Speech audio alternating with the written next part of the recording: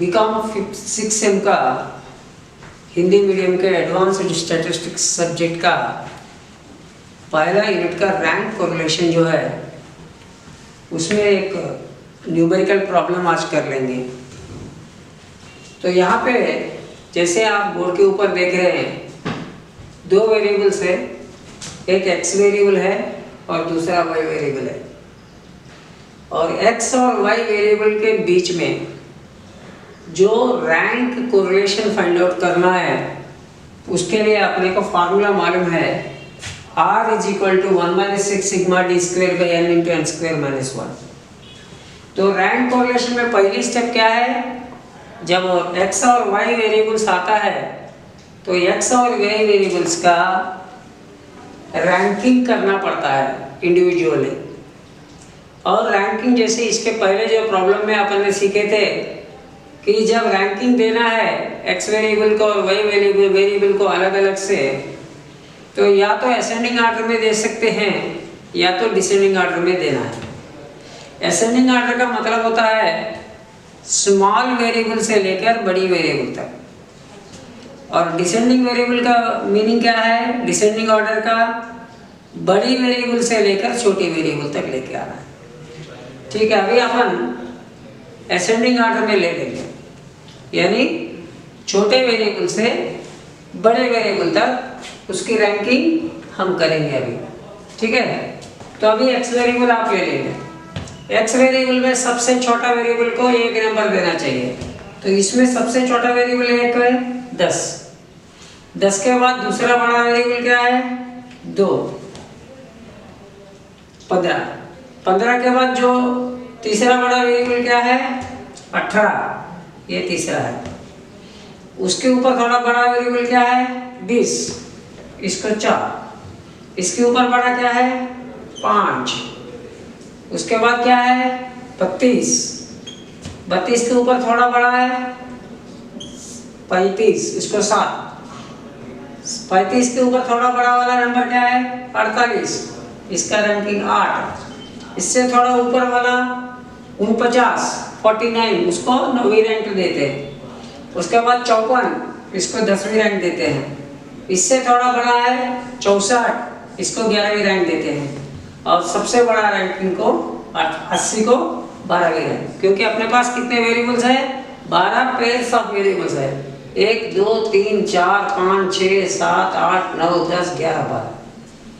अब यहाँ पे अपन ने असेंडिंग ऑर्डर में लिया, तो यहाँ पर भी अपने को असेंडिंग ऑर्डर में लेना पड़ेगा। असेंडिंग ऑर्डर का मतलब होता है छोटे से लेकर बड़े। अब ये जो वेरिएबल है y वेरिएबल, ये y वेरिएबल का सबसे छोटा एलिमेंट क्या है उसको पहले देखना है। सबसे छोटा वेरिएबल क्या है यहाँ पे 27, इसको 1। 27 के बाद थोड़ा बड़ा वाला क्या है 27 के बाद 36। 36 के बाद थोड़ा बड़ा 38, इसको तीसरा रैंक। इसके बाद 39, इसको चौथा रैंक। इसके बाद थोड़ा बड़ा क्या है 40। 40 को कितना रैंक देंगे अपन 5। 40 के बाद थोड़ा बड़ा रैंक क्या है 41, इसको 6वीं रैंक देंगे। 41 के बाद दूसरा बड़ा क्या है 42, इसको 7वीं रैंक देंगे। 42 के बाद बड़ा रैंक क्या है 43, इसको 8वीं रैंक देंगे। 43 के बाद थोड़ा बड़ा रैंक क्या है 45 वेरिएबल है, इसका 9वीं रैंक देंगे।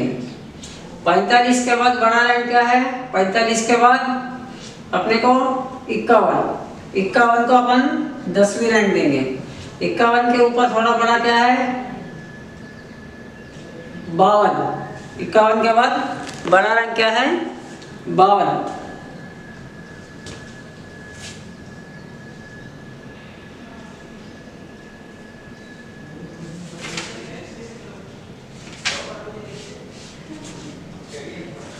इक्यावन के बाद बड़ा रैंक 52, इसको अपन बोलेंगे 11 रैंक। और ये है 53, इसका नंबर है 12।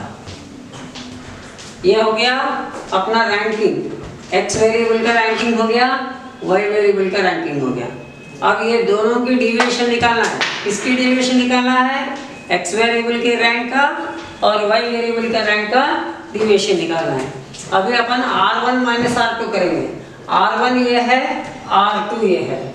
R1 में से R2 निकालना है। 12 minus 2 10, 11 minus 3 8, 10 minus 4 6, 9 minus 6 3, 8 minus 1 7, 7 minus 8 minus 1, 6 minus 9 minus 3, 5 minus 11 minus 6, 4 minus 10 minus 6, 3 minus 7 minus 4, 2 minus 5 minus 3, 1 minus 12 minus 8। ये अपना डिविएशन आया। तो ये डिविएशन को डी बोलते हैं।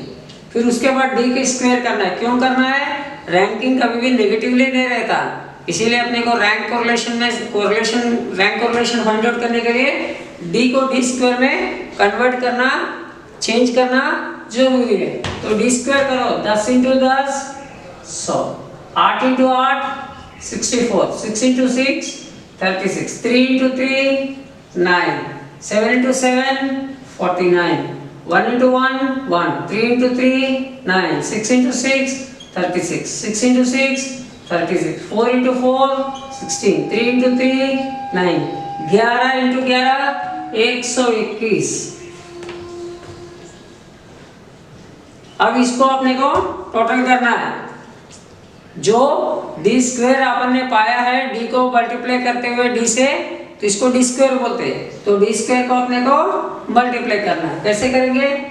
इसको मल्टीप्लाई कर दिया और इसको टोटल करना। इस बात के लिए सिग्मा डी स्क्वायर या summation of D square find out करने के लिए तो अपने को अभी टोटल करना है। 10 9 1 10 16 22 28 37 38 47 56 62 66 6। और उसके बाद 6 और 2 8 9 12 15 19 22 28 2 और 1 3 3 और 1 4। ये हो गया डी स्क्वायर। अब अपने को अपने फॉर्मूला में ये वैल्यू को प्रेसिपिटेट करना है या लिखना है। उसका फिर 1 minus 6 into sigma D square कितना है 486। फिर उसके बाद n कितना, नंबर ऑफ आइटम्स यहाँ पे लिखो n इज इक्वल टू 12। क्यों? नंबर ऑफ वेरिएबल्स कितना है 1 2 3 4 5 6 7 8 9 10 11 12। So n is equal to 12। तो 12 इंटू 12 स्क्वायर माइनस 1 ये अपने को कैलकुलेट करना है। 1 minus 6 sigma D square 6 into 486 करना है।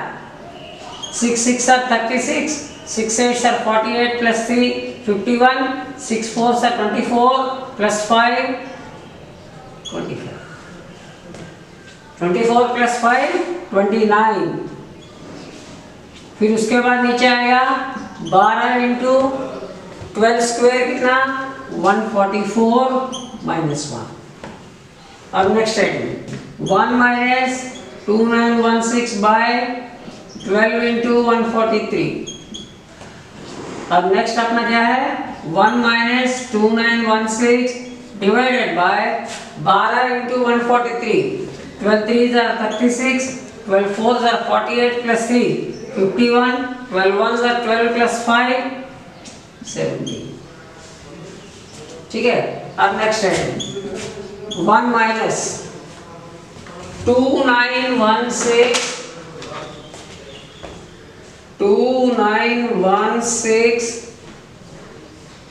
divided by 1716।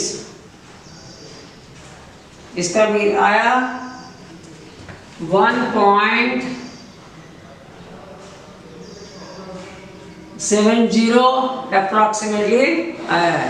अपने को 1.70 अप्रॉक्सीमेटली आया है।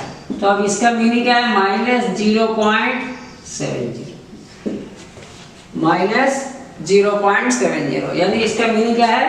ये नेगेटिवली रैंक्स आर कोरिलेटेड। इसका मीनिंग क्या है? नेगेटिवली कोरिलेटेड बाय रैंक्स,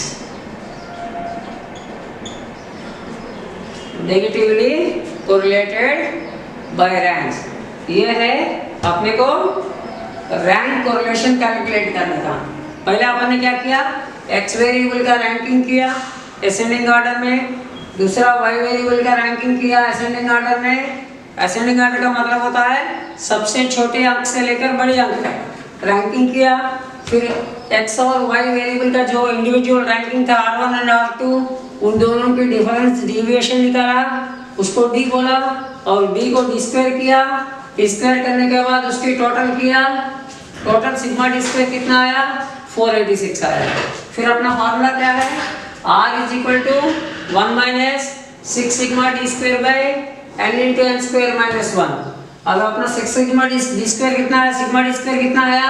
486 आया। Summation of D square 486। तो अपना फॉर्मूला में उस आंकड़े को रखा, 1 minus 6 into 486 by number of variables कितना? 12, n is equal to 12 into 12 square minus 1। फिर इसकी वैल्यूएशन करेंगे, टोटल करेंगे, कैलकुलेशन करेंगे, तो आएगा अपने को माइनस 0.70। ओके, ये आज हम पढ़े हैं। कल अपन पढ़ेंगे जब रैंक्स इक्वल आता है, कोई ना कोई एक वेरिएबल या दो वेरिएबल्स का उसी वर्ग में, या एक्स सीरीज में बोलो या वाई सीरीज में बोलो, अगर इक्वल रैंकिंग आता है, यानी इक्वल वैल्यूज रहता है वेरिएबल्स का भी, तो रैंकिंग सामान्य से इक्वल ही आने वाला है। तो एक जगह पे 2 12 नहीं रहते, 3 12 नहीं रहते। फिर इसको अपने को इक्वल रैंकिंग को वैल्यूएशन करके, रैंकिंग को चेंज करके अपने को रैंक कोरिलेशन कैलकुलेट करने के लिए और एक फार्मूला है छोटी सी, इसमें डिफरेंस है, वो फार्मूला को अपन ध्यान में रखेंगे। Okay, thank you very much for your cooperation. और प्रॉब्लम्स आप करते जाना college. Okay, thank you. Okay ji.